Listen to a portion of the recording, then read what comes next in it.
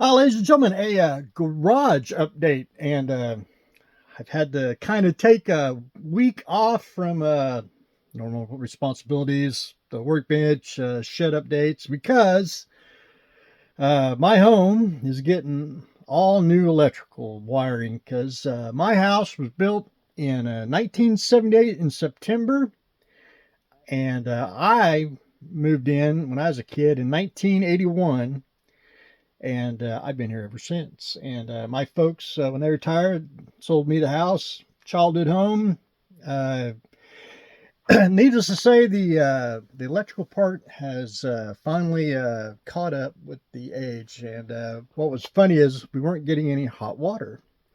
Now, I purchased a tankless water heater. You can see the nice water stains. That was because we used to have a real tank, and the last one that I had, it busted, and it maybe you can see the pile everywhere.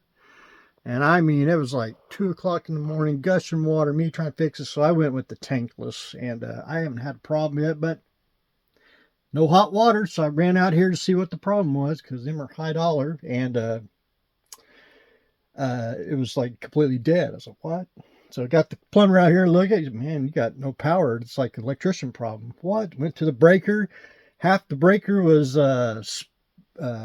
switched because something was tripping it, and got Mr. Electrician out here, and he said, hey, you need this, and he said the breaker box was about to the whatever they're called, I'm gonna call them little circuits, that they were about to fall out. So anyway, upgrade.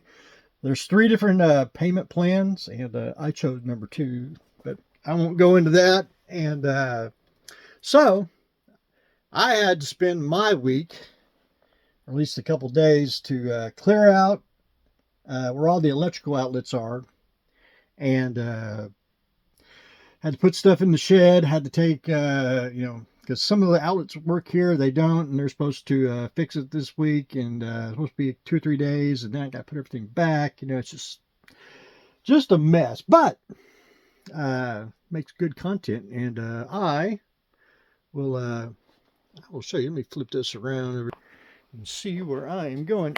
Again, don't want to show my dirty laundry. Toys everywhere. Toys is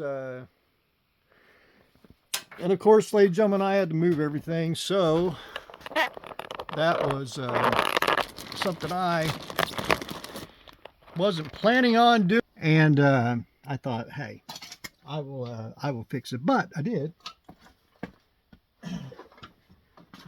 Now, there is model kits in the garage or some things, but most of the things in the attic, and I'll take you up there. We'll go look at that mess. But anyway, I was digging through stuff. Here, let me make it official. I did like to make kits, and started making many years ago. And one of the first ones I made was Battlestar Galactica toolbox, and it was actually a 5-piece kit. You got the toolbox. Now, please, it's cut in half for Vacuform purposes. But you got the toolbox, and you got some wheels to go with it. There was another gentleman in Florida that made the Battlestar toolbox. His was basically $15. Mine was $4, maybe $5. Entry level. It's a good fill in, 30-second scale, putting with your Vipers and all that. Anyway, I'm pretty sure he bought mine to see if mine was the exact copy of his, but mine's different, and I made sure mine was different. There's a few things on there that they are different. And then, a big Battlestar fan, I made the Battlestar forklift, even with the little pull, so you put the Viper landing gear and you pull it. Now, I did cut them in half. Resin basically was going up in price and 3D printing was taking over. How can you make it cheaper?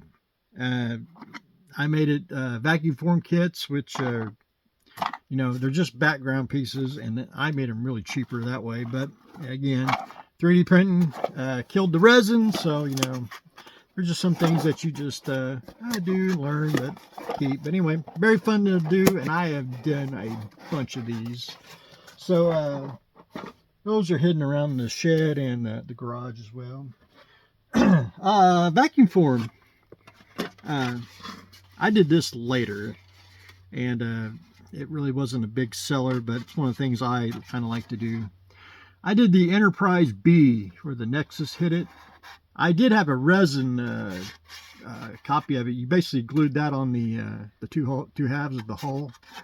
But I thought the Vacuform one would actually slide on top of the hull, and you have to do a little putty work, but I think it actually it fit better.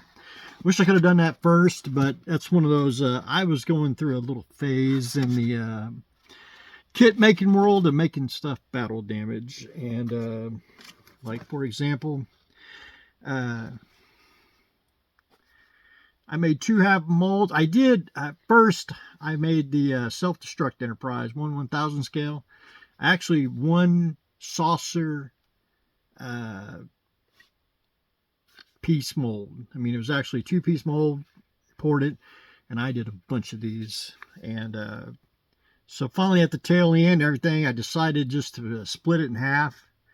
And I did it this way for if you wanted to glue them together to increase the damage, and or I also wanted to do Vacuform kits. So that was an easy way to make a plug. And still good, dirty, really dirty, but anyway. Again, I was a big fan of self-destruct, you know, anything battle damage, I pretty much made a kit in, which I also did, the Reliant. And I actually cut that with a bandsaw, because again, making a Vacuform kit, but I did make the, I did make the damage in the cell, the one that gets blown off. And that's just something that you just, you know, there really wasn't a kit out at the time.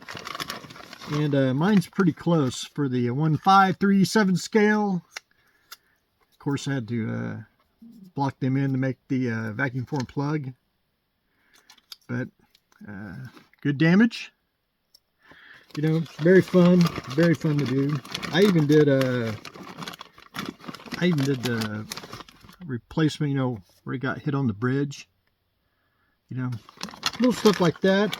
And then for Vacuform, for fun, of course, it's not a real big seller because a lot of people don't know what it is.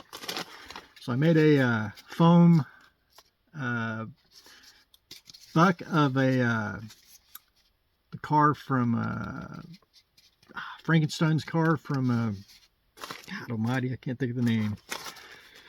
Oh, you all know which car it is. Anyway, I got the little thing that fits on top, should fit exactly on. So you had a Vacuform buck of Frankenstein's car with the you know, added piece on there.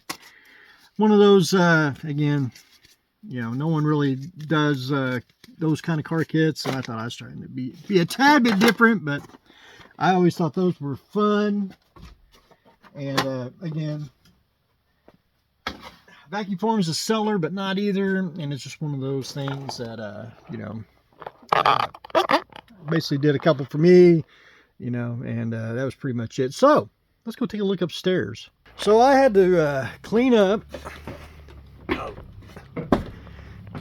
It probably maybe a little. So, I had to clean a little space here because, hey, electrician's got to go all the way over there. Better him than me.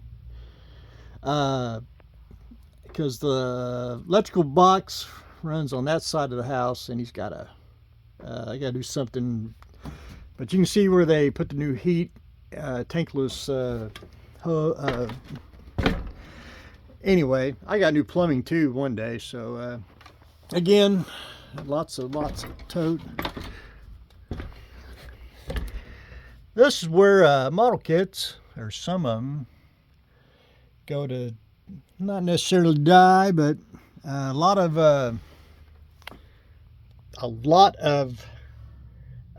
resin kits, a lot of Vacuform kits, a lot of plastic kits, a lot of lots of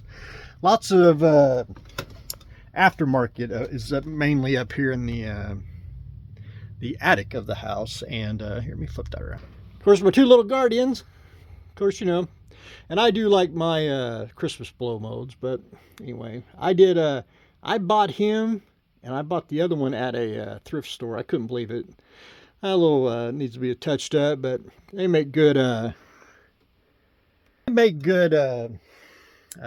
you know, Halloween, Christmas decorations all year long. But anyway, so I thought I'd share my little where was it? Nope. I may have stuck it downstairs. Anyway, I've been finding stuff up here that I shouldn't be up here, but it is, and I don't know why I stuck it up here, but it's one of those. But anyway, ladies and gentlemen, since I'm up here, I don't kill myself. I will try to give you a little aerial of madness. Look at that. That's just need a warehouse, and need to find need to hire employees to pick up my mess. But anyway, ladies and gentlemen, that's what I got going on today. A very different shed update, more of a garage, trying to get everything all fixed, get the wiring fixed, and hopefully won't have power outages, won't have none of that, and life can go back to normal. But anyway, ladies and gentlemen, that's what I got going on today. Stay tuned for this exciting episode.